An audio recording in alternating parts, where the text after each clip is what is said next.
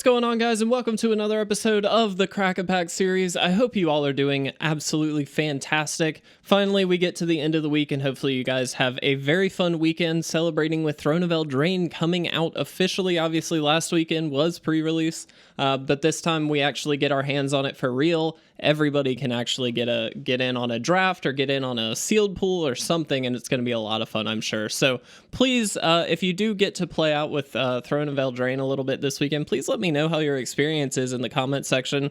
This video, any video, it doesn't matter. I'm really genuinely interested to know. Of course, we do have our Throne of Eldraine giveaway going on right now as well. Our winner will be chosen next week. So just keep that in mind as well. If you're not already entered in that, we do have quite a lot of people, but we do wish everybody very good luck, and hopefully you decide to enter as well. But regardless, let's jump into the Crack a Pack. Today we're opening a pack of Darksteel. Darksteel was a really interesting set, so very artifact heavy, of course. The entire block really was, and very, very interesting.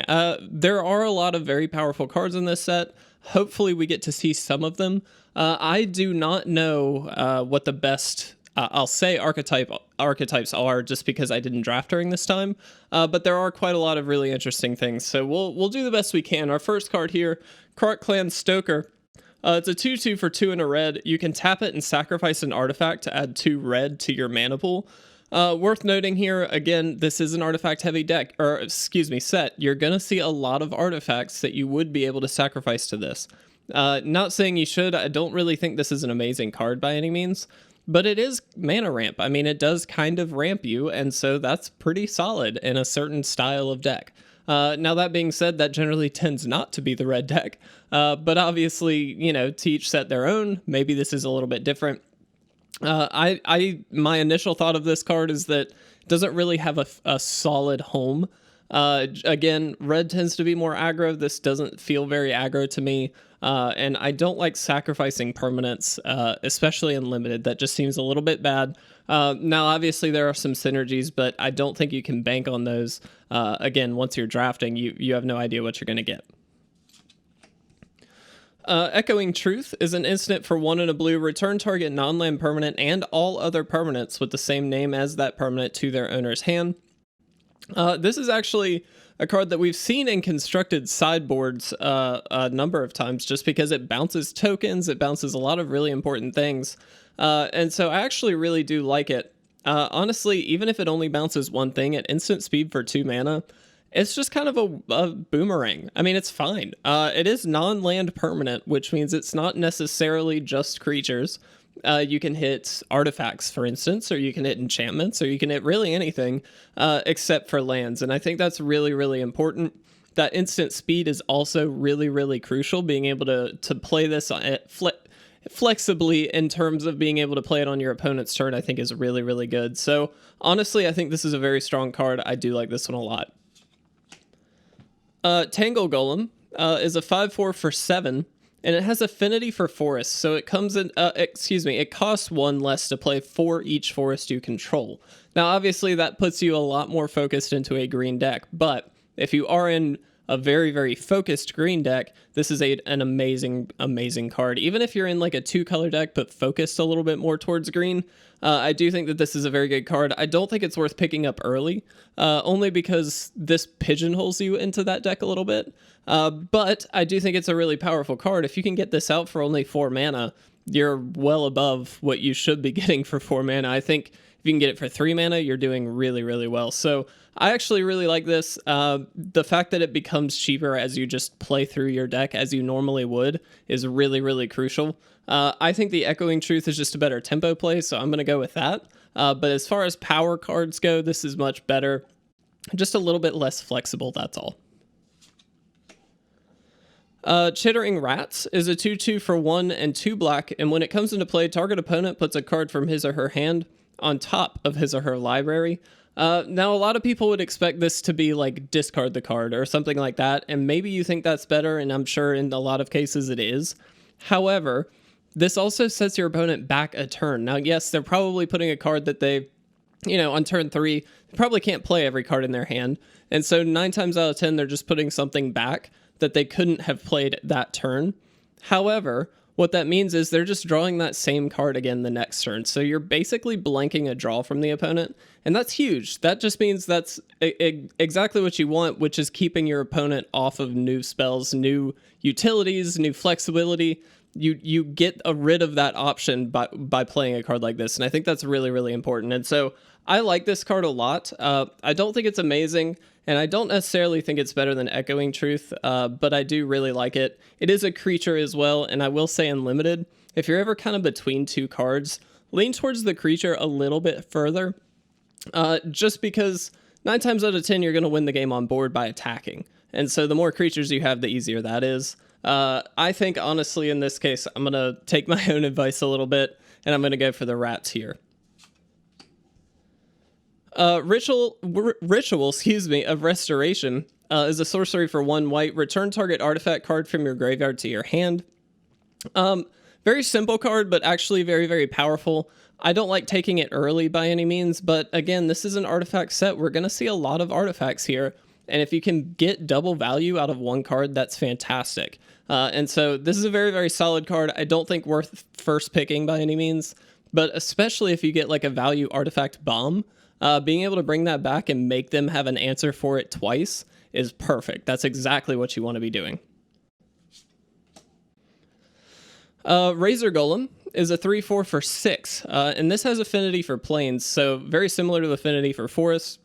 However, it costs 1 less for each planes that you have, and attacking does not cause it to tap. So it basically has vigilance. I guess the keyword at that time was not around. And very, very similar to the other golem that we saw. Very, very good card. It's definitely great if you're playing a lot of planes in your deck. If you're not, it's really bad value. If you're playing it for 6, that's terrible. It's a 3/4 with vigilance for 6. That's really, really bad. However, if you're playing it for 3, for instance, or maybe even 4 in this case, you're getting really good value. That's very, very solid. And so I actually like this card, but again, it does focus you a little bit more. I'm going to say I'm not as into this as something like the Chittering Rats.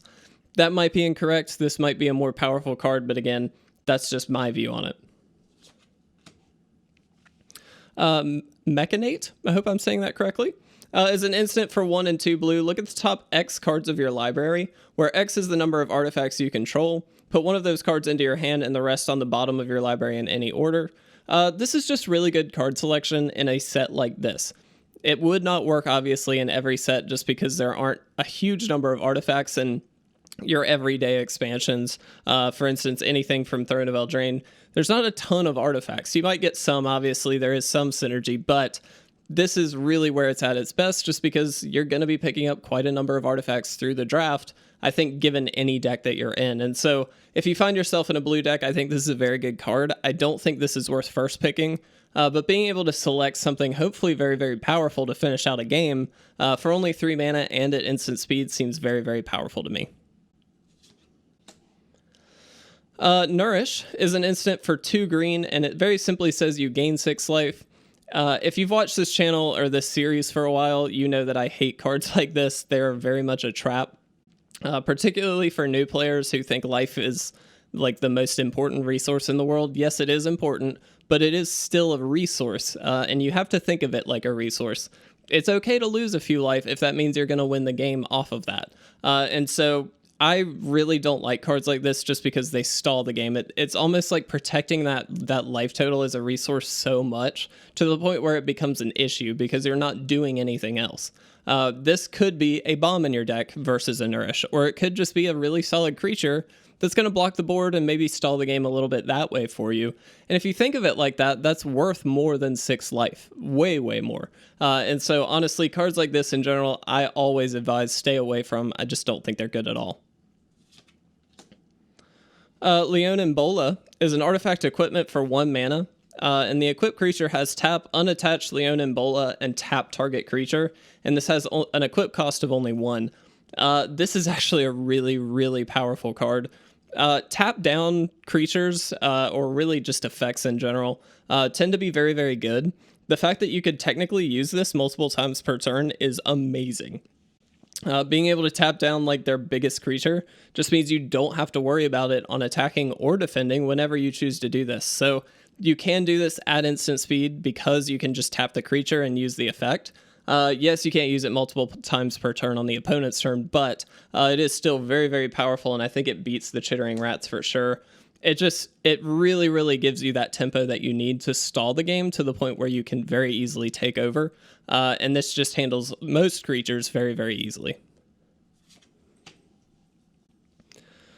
Hunger of Nymph, is 1 black for a sorcery. Target creature gets +1/+0 until the end of the turn for each artifact you control.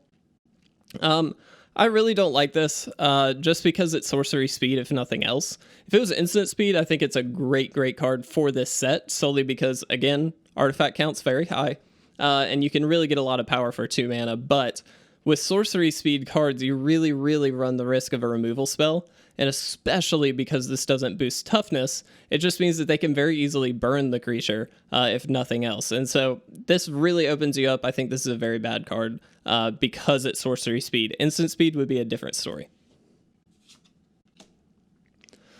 Arkbound Hybrid, I was about to say Hydra, is a 0/0 for 4 mana. Does have haste and it has modular 2. Really interesting mechanic. So it comes into play with 2 1/1 counters on it, and when it's put into the graveyard, you can put those 1/1 counters on another target artifact creature. So it's a really interesting thing because, yeah, the value isn't necessarily like in the immediacy of the card. And what I mean by that is you get a 2/2 haster for 4.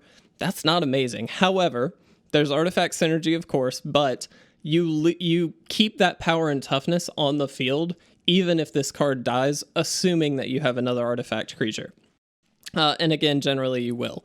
And so I really like cards like this. I don't think this is the flagship modular card by any means. We're talking Ravager for something like that. But this is a very good card in a modular style artifact heavy deck.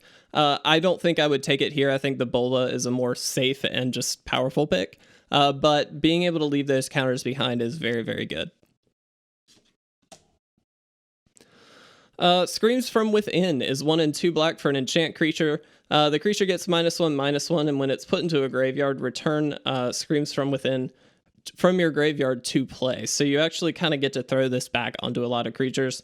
I think this is a really powerful card, honestly. The fact that you can literally just keep attaching this to a bunch of stuff is pretty sick. That being said, if the creature on the opponent's side is their only creature, the downside would be this has to go, I assume, onto another creature, which if you're the only one with the creature out, it's going to hit you. And so you do kind of run that risk long term. I don't necessarily think that makes it bad. I think that's a very corner case scenario, especially in limited where you're, again, focused on winning on board, and your opponent ideally will be the same way. And so I like this card. I don't know if it's powerful enough to pick over the Bola, and I might be wrong, but I think I'm going to go for the Bola for now. If nothing else, because it's a more flexible card, it does go into any deck, while this has to be in a black deck. I like the flexibility of that a little bit more. So I'm going to go with the Bola here. Again, that might be incorrect. Please correct me if I'm wrong, but that just seems like a good play in this instance. Arkbound Lancer is a 0/0 creature for 7 of any color. It has First Strike and Modular 4. Modular 4, pretty huge. First Strike also makes it very good. It is a bit expensive, though, if I'm going to be honest, and I don't think I could make up for that big of a CMC difference. I think that's a little bit too much in my opinion. And so as much as I like this, just in general, I think it's a decent creature because of the modular and the First Strike. I think it's just going to get outpowered. Again, that might be from my ignorance on the set. I don't know what other bomb creatures are in there. But I feel like this would just get outpowered a little too quickly, so I don't think it's worth running.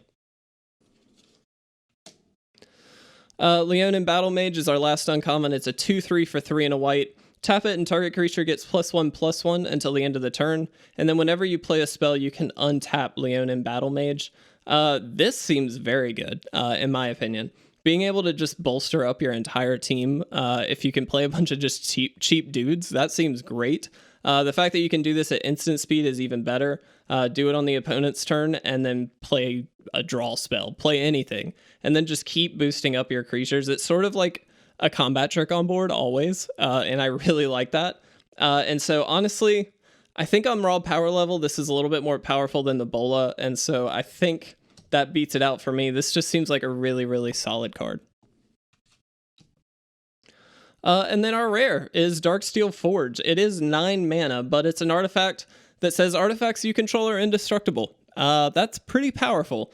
That being said, it is 9 mana. And while you most likely will get to 9 mana in a limited game, I say most likely, you probably will get to 9 mana. I don't know that that's always the case, but a lot of the time this is going to be a dead card in your hand, and I don't think it's worth running. I like the Battle Mage because it does a lot of stuff on one card. This does a really game-breaking thing in making all of your artifacts indestructible. However, it's going to sit in your hand for at least 9 turns. Or it's going to be in your deck, and it's, it could have been something that you could have already played. And so I don't think it's worth running here solely on the fact that it's too expensive. I honestly think the pick is Leonin Battle Mage. Again, I don't know this set very well, so please, those of you that did get the opportunity to draft this back in the day, please let me know what you think is the pick. I'd be happy to talk about that. But if you enjoyed this video, please make sure to leave a like or a comment down below. And as always, please make sure to subscribe to stay up to date on all of our awesome content. But with that, thanks for watching, guys. I'm going to get out of here.